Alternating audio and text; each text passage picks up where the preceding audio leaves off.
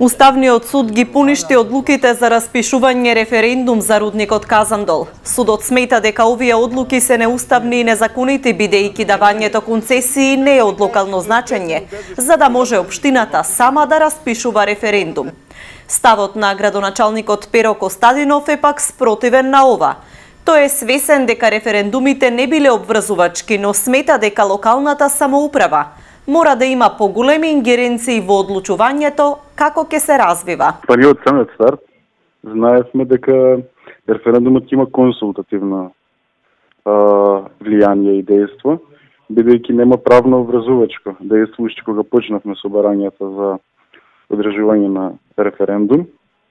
Во објаснувањето стои нели дека за овие концесии одлучува централната власт и не може да се распишуваат локални референдуми нели од денешната одлука на Уставниот суд. Според мене тоа е една од најголемите фалинки на нашиот систем, поради тоа што ние како граѓани од нашите општини мораме да одлучуваме, што ќе се случува баш буквално во нашите дворови. Постапката за утврдување на законитоста денеска беше поведена и за референдумот во Дојран. Барањето за испитување на законитоста го поднесоа претходните градоначалници на овие две општини, Чурлиновски и Стамов, кои што беа против одржување на референдуми. Чурлиновски цели 3 месеци го оспоруваше одржувањето на референдум во Валандово, зашто иницијативата Спас за Валандово мораше да собира потписи за негово распишување. Костадинов вели дека најважно во целиот тој процес било да се чуе гласот на граѓанинот, бидејќи јавните расправи кои што се одржувале биле нетранспарентни и покриени со превесна тајност.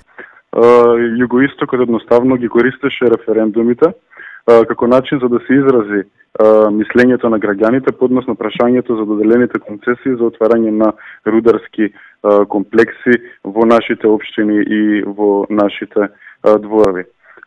Беше поведена постапка, бидејќи нели ние кога како советници донесовме таа одлука во претходниот состав од страна на тогашниот градоначалник за преиспитување на уставноста на одлуките и доколку се поведат нели вакви постапки пред Уставниот суд, сите референдуми би биле неуставни поради тоа што секаде советите на општините ги распишуваа референдумите. Минатата година во Југоистокот се одржаа вкупно 6 референдуми иницирани од движењето против отворање на рудници. 3 од нив беа успешни и 3 неуспешни.